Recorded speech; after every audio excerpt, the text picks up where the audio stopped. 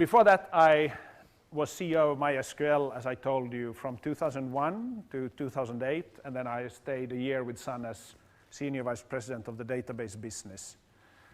And I thought I would share some stories from the MySQL days. I joined in the beginning of 2001. I had known the founders since 1981, actually, because it turned out that one of the founders studied technical physics at Helsinki University of Technology, just like I did, at same year. So we knew each other, and we'd been playing poker for many years. So he called me one day and said, "Martin, we need a CEO, and we think it's you." And I said, "No." That was my first response. But I said, "Okay, I can come in and help you a little bit with the strategy." And because I thought I knew something about strategy at the time. I'm not sure it's true, but I thought I did. And why they called me, I was probably the only person they knew who had ever been a CEO of anything. I had just come out of this sports betting company that went bankrupt. So I was a little bit vulnerable and wounded. But I started helping them with the strategy in 2001. And then at some point I realized this can be a huge opportunity. There were 12 people roughly spread over 3 different companies. We brought it all together. We started working on it. We got VCs very interested. They wanted to invest. Customers. I remember we closed a deal with Compaq, a deal worth $15,000. We were just celebrating for days. That was such a huge deal to close with an American company. 15,000. We felt it was huge. So in the summer of 2001, we got term sheets from investors to make a first investment in the company so we could expand. We signed the term sheet, and the next week I traveled to the United States to negotiate with a company that had tried to become a partner of MySQL and where our founders had written a preliminary partnership agreement with them. And I negotiated with them for a few days. I had a co-founder with me. On the last day, and it was tense because they didn't really like the fact that suddenly there was a CEO in the company trying to build a business. They would have liked to see MySQL as a research team hidden in Scandinavia.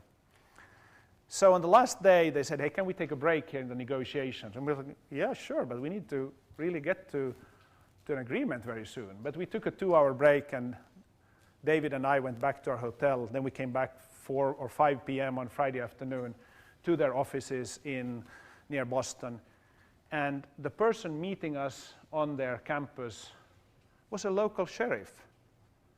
And he said, "Are you David Axmark and Martin Mikkos?" I said, "Yeah, sure."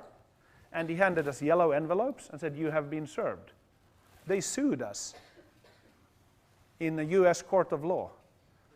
This company that didn't really exist yet. We were operating out of 3 companies. We had a term sheet of investors. We had practically no money. And we got sued in the US by a publicly listed company for unfair trade practices and contract violation or something. In our mind, complete bogus. So we were shocked. Well, we went back to the hotel and sort of made fun of it. We took these criminal pictures, jail pictures of each other showing the lawsuit, but it was sort of nervous laughter. And then we traveled back, and I contacted our chairman and said, "What do we do now? No VC will give us any money when we have to fight a lawsuit in the US. Even if we win, it can take years." At that point, MySQL could have died as a company. But our chairman, he was a smart guy. He said, "Martin, we must be very strategic now." And then we brainstormed a little bit. We went back to all the VCs and said, "Dear VCs, we have good news and bad news. Bad news, we've been sued in the US. Good news, we are giving you twice as many shares for your money. We're cutting our valuation in half voluntarily. And now, dear investors who are from Norway, Sweden, and Finland, the Nordic pride is at stake. You must not pull out now. You must never let a big, bad American company do this to you." And we used all the persuasive power we could, and they didn't pull out. They all signed and invested. We took an investment of 2 million euros. We spent 1.6 million on the lawsuit. And we won. We settled it ultimately because we were going to win it. We didn't get all the money back, but it was the best marketing campaign ever. Because everybody saw this, and everybody knew that we were the small, nice guys from Scandinavia unjustly attacked by this greedy company. And it turned the whole world against them and for us. So, but those are scary moments. You don't know whether you will really succeed. And I don't think you will find any successful company that hasn't gone through those moments where you are ready to give up. And that's why you must have that strength to never give up.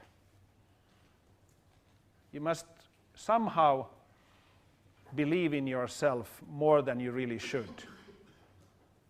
But then you must be arrogant. You must also know when to quit. So, like all advice, it goes both ways. On the one hand, you must never give up. On the other hand, you mustn't be so stubborn that you don't listen to signals from the market if it is time to move on.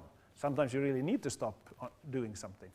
But, but this moment showed us that you just must have a belief, and you must remember that whatever state your company is in, although there are a million ways in which it can fail, there are always several ways in which it can succeed.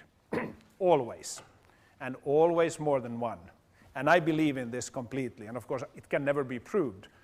But I believe that there's always a way out, and there is always more than one way out, if you just believe in it. So you must have this amazing ability to believe. And not many people have that. Managing your own nerves is perhaps the most important thing you can do in your life.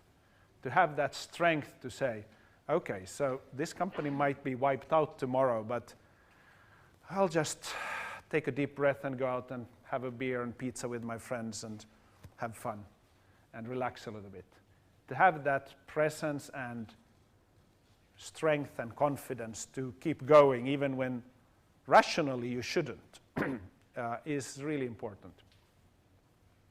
But it's not always enough. You need more than that. You need somebody who believes in you even more than you believe in yourself. And of course that happened at MySQL as well. We had this very close relationship and dependency on a piece of technology called InnoDB. And some of you may know it if you are users of MySQL. Another Finnish company. And we were going to buy them. And we practically had built the business for Heikki, the founder, and his 2 or 3 guys. So we said, hey, we'd like to buy you and get you on board here with MySQL, and you can be a shareholder, and this will be massive and fantastic. And we discussed and negotiated for nearly a year. But he wasn't sure, and he wanted to be independent, and he wasn't sure if he could trust us, and he wasn't sure how much he should charge, and just wasn't comfortable with a negotiation. Like many of you don't like to negotiate, especially if you're really technical.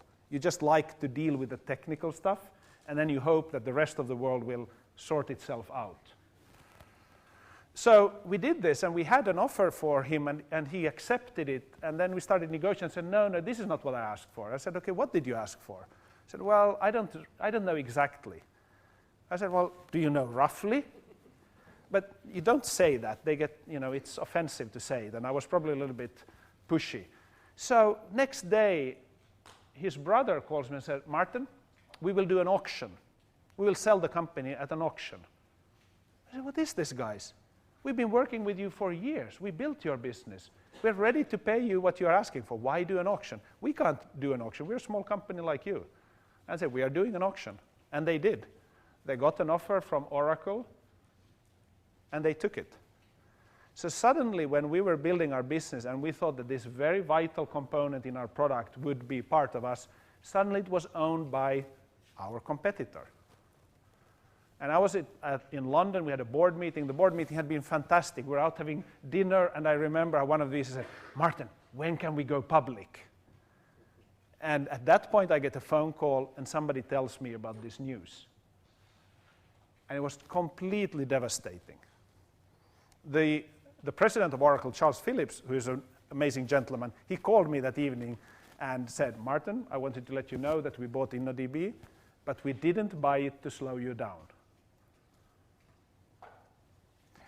So the next day I flew back to the US, and that was the worst flight I've ever been on. You know, I was thinking that this business is over. A key piece of our technology is with our competitor. We have no credibility in the market. Everybody needs InnoDB. They can do whatever they want with it. It will just destroy our business. And I was ready to completely give up.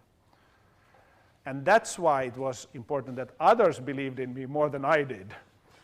So when I landed in San Francisco, our executive team had already been at work. And they came home to me. We had a strategy session at our home on a Saturday and Sunday and said, Martin, we completely believe in you and we stand behind you, we'll support you. Here's our plan for how to deal with it. Attack is the best defense. Here's our new pluggable storage engine architecture, which will allow any component to be connected to MySQL. And this one that was acquired is just one out of many. And my management team got me back on my feet over that session, over a few hours. And on Monday, when we were interviewed by the press and they said, what is this? Will this kill you? We gave to the press this statement. We said, and you know, MySQL's mascot and logo is a dolphin. And we said, trying to kill MySQL by buying InnoDB is like trying to kill a dolphin by drinking the ocean. And that was such a powerful message that it went all over the world. Everybody quoted it. Everybody repeated all over the world. And it didn't take more than a few weeks, and suddenly there were 3 other projects developing alternative technologies for MySQL. And then we started driving that initiative, the pluggable storage engine architecture, and we had lots of storage engines, and we realized that this was a decision we should have made anyhow. We were stupid to not make the architecture pluggable long before we did. But this forced us to do it, and we managed over time to turn it into a strength of MySQL. So much so that next year when we had our users conference, it turned out that Oracle really didn't do it to slow us down. They never did any harm to us. So when we had our users conference, of course they didn't like to be shown as really endorsing us, but at our users conference, we surprised them by announcing them MySQL Partner of the Year. And we forced them up on stage to receive the prize. And that again showed how we turned around the situation and showed that we had the guts to play that game. And then people were fine and they realized it's open source software. It doesn't matter who owns it. We trust MySQL, and the business kept growing. But it was a very scary moment, and I, for a moment, lost faith in myself. I was asking myself whether I should resign voluntarily because I had screwed it up for all my colleagues, all the people I had hired into the company. I had betrayed them by not being capable of closing the most important deal that we had. So that's why I like this quote by somebody wise where it says, if it happens, it's good. If it doesn't happen, it's better. And whatever happens is best. Meaning you are influencing the world as much as you can, but once it's beyond your influence, you just must live with it. And there is something good in everything. There's a learning when it's at worst. And now I'm so confident in many situations where I wasn't confident before, because I've seen much worse. And we've had some scary moments at Eucalyptus, and I'm sure we'll keep having them.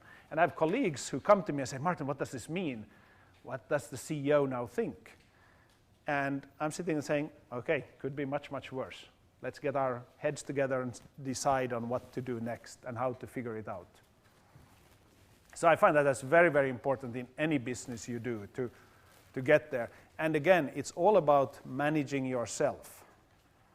Figuring out who you are, where you're strong, where you're weak, how you deal with your own freaking out moments, how you manage yourself, how you program yourself, how you can start the day by demanding a lot of yourself, but you must end the day being nice to yourself. You must accept your weaknesses so that you can deal with them. Because otherwise, next morning when you wake up, you're not ready for the big challenges. But then, of course, you shouldn't be reckless or irresponsible. You need to live up to your promises. But still, when you've done your best, you have the right to be happy and content with yourself every night when you go to bed.